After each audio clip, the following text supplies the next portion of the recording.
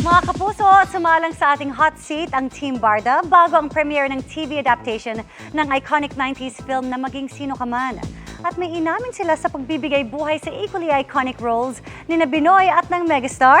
Ichichika yan ni Nelson Canlas. Ang pag-ibig ay sadyang ganyan.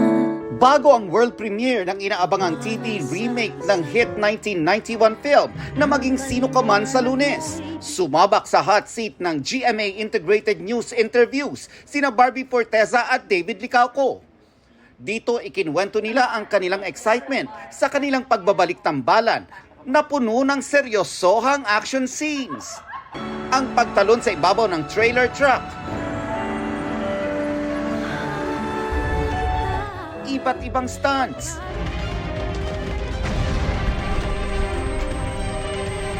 at fight scenes. Di lang pinaghandaan ng todo ni David, pinag-aralan din daw niya ang pagiging astig. First time kita nakita na ganyan.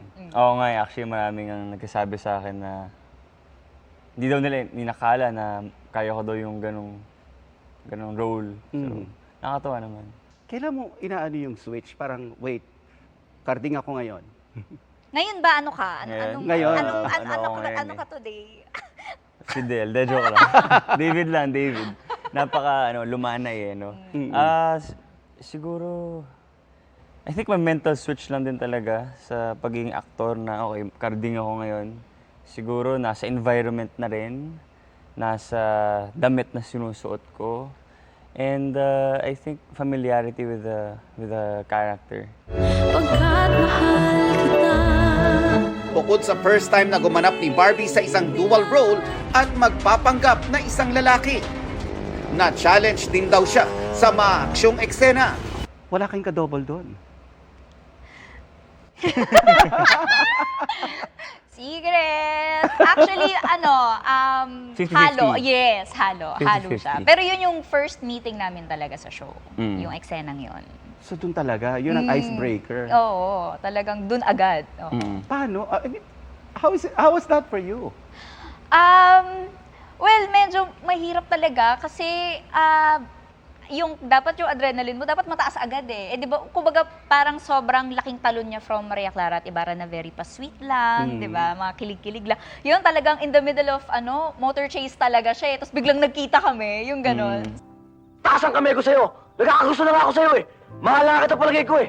Nang tanungin naman sina Barbie at David kung na-pressure sila sa pagbibigay buhay sa dating ginampanan ni na megastar Sharon Cuneta at Senator Robin Padilla. Palagi naman magkakaroon ng pressure.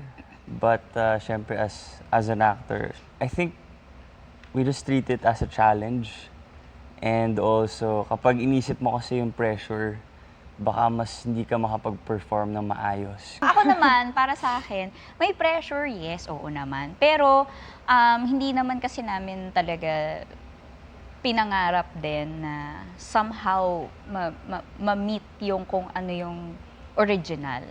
I think yung pressure is coming from, ito yung first lead namin as Barda kasi. Ito yung first show namin na kami yung lead. So, syempre yung pressure na pinagkatiwalaan kami ng GMA with this project and it's a remake pa, so alam mo yon.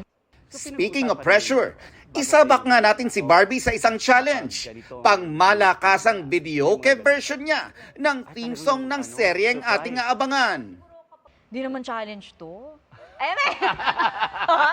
Baka kayo pa ma-challenge sa akin, Diyos ko naman. Okay.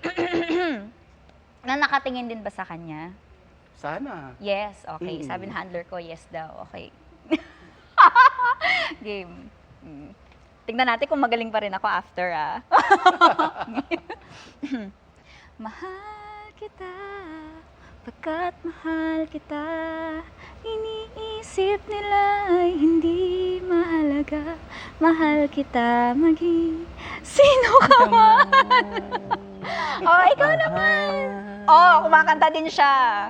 Bakit iba ka makatingin, David? Gusto niya nang matapos yung song. Bukas, mapapanood naman ang kabuuan ng interview ng GMA Integrated News at kung ano ang challenge na ipapagawa namin kay David. Mahal na nga kita eh. Mahal mo yun ba ako? Walang ganun sa script.